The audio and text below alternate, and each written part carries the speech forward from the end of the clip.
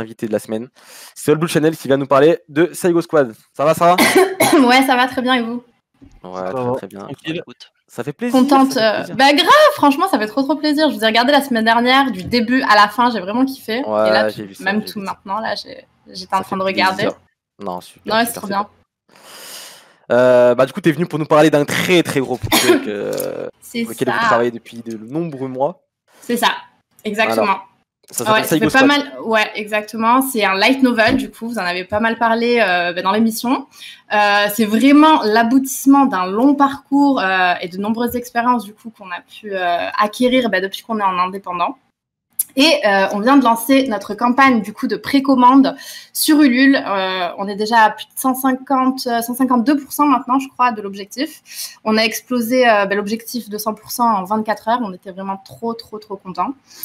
Et pour ceux qui ne savent pas ce que c'est un light novel, en gros, pour faire court, c'est un mélange entre le manga, c'est un parfait d'ailleurs mélange entre le manga et le roman. Donc, c'est-à-dire qu'il y aura des pages illustrées et romancées. Donc, ça permet aussi de rentrer un peu plus en détail dans l'histoire, etc. C'est un format qui est très populaire au Japon. Quand je prenais le métro, quand j'étais sur Tokyo, je voyais qu'il y avait énormément de personnes qui en lisaient. Et il y a pas mal de light novels carrément qui vendent plus que certains mangas au Japon. Je pense justement, vous en avez parlé à ReZero, qui vendent plus de 800 000 exemplaires par an. Pardon. Donc, c'est vraiment énorme. Il y a beaucoup aussi d'animés récents qui sont des adaptations de light novels. Je pense à Sword Art Online, Moi qui me réincarne en slime, Fate, Your Name, pour ne citer que. Your Name, d'ailleurs, que je kiffe.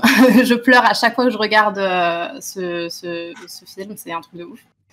Et il y a même carrément aussi des mangas qui choisissent le format novel pour développer encore plus, du coup, leur univers. Parce que ça permet aussi, vous parliez tout à l'heure du roman de l'eau, il y a carrément en fait des infos inédites du coup qui sont présentes et qu'on retrouve pas dans le manga parce que l'auteur n'a pas forcément le temps ou la place de les inclure. Donc, bref, en gros, moi j'adore vraiment ce format. Et j'ai fait d'ailleurs sur la chaîne, pour ceux qui connaissent, des formats d'audio en version audio du coup des Mugiwara Stories par exemple ou du roman de Ace. Donc pour ceux qui connaissent pas, voilà, je vous invite à aller découvrir tout ça. Mais pour revenir à Saigo Squad, en gros, l'histoire, ça se déroule au Japon, à Osaka. On est en 1950.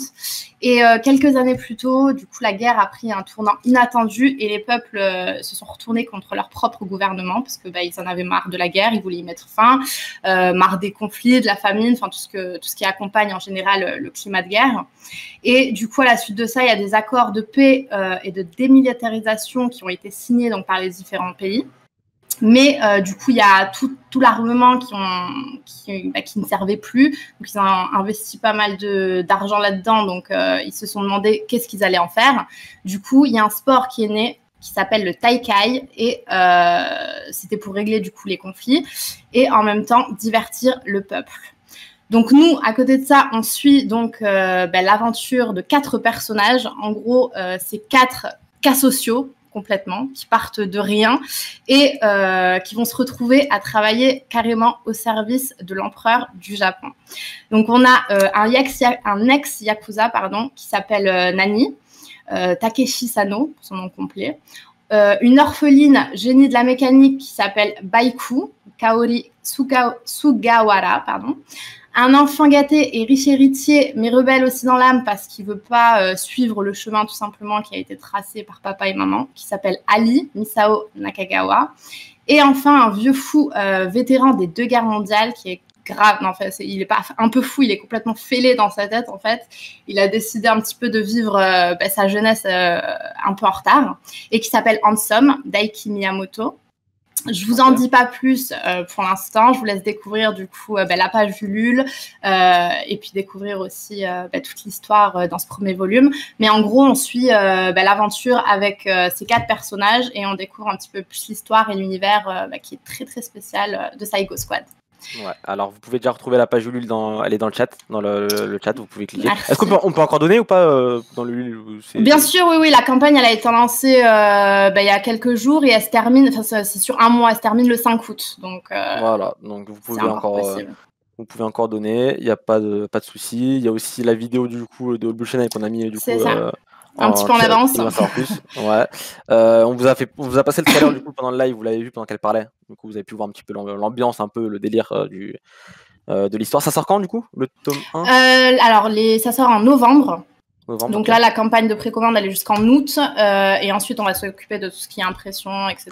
Et du coup, ça sera finalisé pour le mois de novembre. Et du coup, c'est auto-édité, c'est ça ou C'est ça. Oui, on fait vraiment tout en indépendant, de A à Z. Après, on a le soutien aussi des éditions Meyane, on a de la chance, qui vont nous soutenir sur tout ce qui est impression, distribution, etc. Donc, ils ont une grosse expérience dans le domaine. Hein. Et c'est mon éditeur aussi préféré, donc je suis vraiment contente d'avoir leur soutien. C'est vraiment un honneur pour nous qui nous assistent. Ouais, donc voilà.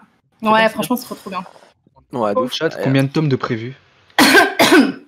Pour l'instant, on part sur le premier, mais on espère, ça dépend du succès de la campagne, mais on espère beaucoup de volume. Pas aussi long que One Piece, hein, bien sûr, mais on espère que ça va durer un moment quand même. C'est ce qu'on vous souhaite. Non, mais c'est ultra cool parce qu'en plus de ça, vous êtes des youtubeurs One Piece à la base de la base. Et le fait de se diversifier, non seulement en termes de YouTube, mais surtout en termes dans d'autres domaines. Là, c'est clairement, il faut écrire, il faut dessiner. Du coup, c'est qui dessine? C'est quoi le nom du dessinateur? Alors, le dessin, c'est Pia Reika, donc une illustratrice qui a beaucoup de talent. C'est elle qui a dessiné notamment la couverture du tome. Ouais. Et elle fait juste un travail mais de malade. Mais au-delà aussi du dessin, elle nous a beaucoup aidé sur la conceptualisation de l'œuvre. Elle nous a aidé dans l'histoire, développement des personnages, etc. Donc, elle est vraiment très, très impliquée dans le projet. Ouais. Après, au scénario, du coup, on a Swan. Okay. C'est un ancien élève de Kaori Yoshikawa. C'est une mangaka qui est célèbre au Japon et qui est venue donner des cours en France. Et au-delà de ça, Swan, c'est avec qui j'ai fondé All Blue Channel et Dojin. Qu'on embrasse au passage, hein, Swan. Je sais que tu dois être dans le coin là, donc bisous. Ouais, il est à côté. Mais du coup, c'est quelqu'un qui a une grosse expérience aussi, un gros réseau dans l'underground. Et ça, c'est quelque chose qu'on va beaucoup retrouver dans le light novel. Une grosse touche de Yakuza, Furio, tout ce que j'aime en gros. Tout ce qu'on aime, bien sûr. Voilà. On aime ici, ce que j'allais dire. C'est ça. Bon, en tout cas, et puis moi, du coup, j'ai aidé sur tout ce qui est conceptualisation, marketing. Enfin, j'étais un petit peu sur tous les fronts en même temps. Ouais. Et j'ai aussi travaillé du coup chez Kazé. J'ai pu travailler aussi avec de grosses maisons d'édition en France. Donc, j'ai un petit peu mis ce que j'ai appris au cours de ces tafs dans cette œuvre. C'est top. Dorian, tu avais une question, je crois? Ouais, je disais, je voulais demander, est-ce que le choix du light novel, est-ce que c'est un choix où vous vouliez partir là-dessus au départ, ou est-ce que c'est une contrainte par rapport au fait que, effectivement, light novel, ce sera... Enfin, évidemment, parce que le dessin, c'est quelque chose de beaucoup plus complexe que sur l'écriture, vu que l'écriture sera faite dans tous les cas. Est-ce que c'est, du coup, un choix ou une contrainte? Ah non, du tout, c'est un choix, ouais. C'est un choix, on voulait vraiment partir sur quelque chose qui se faisait pas trop, mais en même temps qui est de plus en plus populaire en France aussi, et on est beaucoup fans de light novel dans l'équipe, donc on a tout de suite, c'était vraiment un choix de se diriger vers ce type de format. Surtout que j'ai l'impression que le light novel arrive fortement en France en ce moment. J'ai l'impression que c'est un peu c'est une bonne chose du moment. C'est une bonne chose. Ouais, franchement, c'est trop bien. Moi, je kiffe vraiment ce format. Il y a une petite maison d'édition qui s'appelle Mao Édition qui a lancé justement leur light novel il y a pas longtemps, français, toujours en France. Il y a vous maintenant, il y a pas mal, je vois qu'il y a pas mal de trucs qui arrivent. Donc c'est il y a la maison Ophelb aussi, avec qui on a fait beaucoup de partenariats et ils sont spécialisés là-dedans. Ouais, exactement. Non, c'est vrai que c'est un truc qui arrive pas mal. Ouais, et du coup, raconte-nous peut-être comment ça s'est déroulé depuis le début, on va dire, du projet. Ça arrive, c'est Swan, à mon avis, qui a dû vouloir d'abord, qui avait déjà écrit un truc de son côté, peut-être. En fait, ouais. Et comment ça s'est profilé petit à petit jusqu'à aujourd'hui, jusqu'au projet Ulule, où vous avez tout cassé d'ailleurs au passage. Hein, Merci. Du coup, le projet est vraiment né au Japon, parce qu'on a souvent l'occasion d'aller au Japon, et c'est vraiment là-bas qu'on a eu l'idée de faire notre light novel.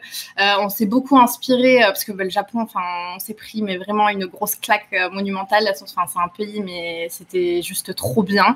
On s'est inspiré de nos amis là-bas, de nos rencontres, mais aussi de notre parcours en fait. Et on a voulu vraiment mettre tout ça au sein de ce novel, toute notre expérience professionnelle, notre parcours personnel, et c'est vraiment ce qu'on a voulu transmettre dans cette œuvre. Il y a Jiggy qui demande combien de tomes prévus. Elle a déjà dit que c'était pas encore. Il n'y a pas encore de. Ça dépend du succès de la campagne, mais on espère beaucoup. Bah après, il y a déjà 145%, c'est ça là, je viens de regarder, je crois qu'on était à 152, ouais. 150. Ok, pour l'instant, c'est plutôt bon signe. Oui. Franchement, en plus que niveau précommande, vous proposez des bonus selon certains paliers que vous atteignez et tout, ça c'est plutôt cool. Exactement. Aussi. Ouais, il y a des contreparties, mais à côté des contreparties, il y a des paliers. À chaque fois qu'on explose un palier, en fait, on propose plein d'autres choses. Là, par exemple, il y a des marque-pages qui ont été annoncés pour tous ceux qui ont précommandé le novel. Il y a aussi la BO c'est disponible dans l'onglet de news sur Ulule. On a mis la BO du light novel, donc qui a été composée et réalisée par Lightning, pour ceux qui connaissent. Et franchement, elle est juste trop bien. Il me l'a fait écouter, je l'ai dans la tête tout le temps, en fait. Elle est juste trop cool, donc on est vraiment contents. Il y a GGSA qui demande... Ouais, il y a GGSA qui demande s'il y aura des combats un peu de gang, genre la Tokyo Revenger, etc. Tout à fait, complètement. C'est aussi action, ça. C'est ça, ouais. Ok. Bah, c'est lourd. C'est quoi le prix du light novel? C'est à partir de 5 € pour la version digitale. Ouais. Et puis après, ça dépend des paliers. Il y a 25, 50 et 100 pour la version impériale. Voilà. Avec les contreparties qui vont avec. Tout est sur la page Ulule qu'on a mis un peu plus tôt dans le chat. Vous avez juste à remonter un petit peu. Ouais, remets-leur, c'est parfait. Et en tout cas, je vous souhaite beaucoup de bonnes choses. C'est gentil. Ouais, beaucoup de force. Et de toute façon, dès que ça sort, on en reparlera bien sûr. On lira ça cool.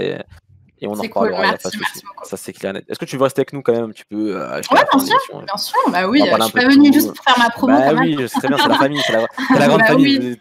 T'es la bienvenue, tu seras toujours la bienvenue de toute façon quoi qu'il arrive. C'est gentil, c'est ça. Donc, moi j'ai une petite question sur les novels. T'as dit qu'il y avait une BO. Alors ça, je trouve ça top. C'est très rare. Je trouve que c'est une superbe idée. Mais est-ce que c'est un truc qui se fait globalement dans les light novels de proposer une BO comme ça? Parce que je sais que le manga Yotsuba a une bande originale, à défaut d'avoir un anime. Mais dans le milieu du light novel, genre c'est un truc courant ou... nous c'est vraiment quelque chose qu'on voulait faire. Enfin, je savais pas que celui-là avait sa BO, mais c'est vraiment un truc qu'on voulait faire parce que déjà on travaillait déjà avec Lightning sur d'autres projets et puis on a eu l'idée d'en proposer une. Si le projet, si un des paliers du coup explosait. Ouais, il y a Shoyo Wamushi qui pose une bonne question. Est-ce que ce sera disponible en librairie? Pour l'instant, la distribution, c'est Meian qui va s'en occuper, mais c'est prévu. Ok, donc potentiellement à terme, on pourra retrouver ça dans les librairies spécialisées en tout cas déjà. Donc peut-être plus d'ailleurs. Donc voilà. Si vous avez d'autres questions, n'hésitez pas dans le chat. Elle est là pour y répondre de toute façon. Donc voilà, un peu Yakuza, un peu street japonaise, etc. Ça me chauffe bien, moi. C'est vraiment délire. D'ailleurs, autre question, c'est un truc qui m'a interpellé dans l'univers. C'est du coup, c'est un Japon où il n'y a pas eu de bombes atomiques, c'est ça? C'est ça, ouais, c'est une uchronie en fait. Et du coup, moi ce que je me demande, c'est est-ce qu'il y a quand même eu derrière l'occupation américaine ou pas dans l'univers? Je peux pas trop vous en dire pour l'instant. L'enfant. Ouais, non, pour l'instant, je peux pas trop détailler. Spoiler, lui. Parce que il y a quelque chose qui va se faire autour de ça, mais pour une petite info exclue, les combats ils vont s'orienter autour le sport dont je parlais, les Taikai, va y avoir en fait des tanks, mais pas des tanks comme on les connaît. Voilà. Ça me chauffe, ce genre de conneries, Yakuza, machin, je suis chaud. Ouais, c'est clair. Le dessin est très joli qui nous dit Neolight dans le. Merci, c'est Raika, franchement, elle fait le charisme des personnages, c'est incroyable. J'adore. J'avais une autre question. Je me demandais, vu que justement on parle d'Uchronie, est-ce que il y avait des inspirations en termes d'autres chroniques, que ce soit dans le light novel, manga ou dans les œuvres en général en fait? Il y a des inspirations? Des références? Des références, oui, parce que c'est vrai en fait. Je sais que c'est pas du tout dans le même genre, mais c'est plus une uchronie de post-guerre mondiale, mais forcément, moi, je suis matrixé à ça, donc forcément, je pense à chaque fois à Wolfenstein, donc c'est pour ça. En plus, on a eu un commentaire là-dessus. C'est vrai que, parce qu'en plus, le personnage principal a le même nom apparemment que le personnage principal de l'œuvre, mais non, en fait, c'est pas du tout, ça n'a pas du tout été inspiré de cette œuvre. Mais vraiment, en fait, nous, ce qu'on a voulu faire, c'est vraiment mettre toutes les valeurs en fait positives qu'on a appris nous-mêmes par les mangas et puis les transmettre en fait à notre tour via le light novel. Mais il y aura beaucoup de références, oui, à ce qu'on regarde, ce qu'on lit, et surtout notre parcours, les rencontres qu'on a faites au Japon, etc. Donc, beaucoup de références, ouais. Non, c'est plutôt cool. Là, franchement, je suis plutôt saucé. Hein. Moi, clairement, merci. Je sais pas vous dans le chat, mais on va suivre ça de très très près. C'est cool. Et encore une fois, on vous en parle toujours hein, dès qu'on a dès que ça sort. Hein, il y aura un article sur le site. Hein, ça c'est. Ouais, Japtimanga.fr. C'est gentil, franchement, merci. Et merci aussi à tous ceux, j'en profite aussi, je vois que Chiquito est sur le site, je te fais un gros bisou. Et merci aussi à tous nos collègues qui ont partagé, qui nous ont donné de la force, c'est très important. Merci à vous aussi, du coup, d'en parler, de me permettre d'être là pour en parler, c'est vraiment cool, c'est trop gentil en fait. Ça fait trop plaisir. Ouais. Le LUL est jusqu'à quand du coup? Jusque début août, le 5 août ça se termine, 5 août à minuit. Très bien, donc dépêchez-vous de donner quoi. Bombardé. Ouais. Allez, on veut les 160% là. Allez, plus vite. Let's go.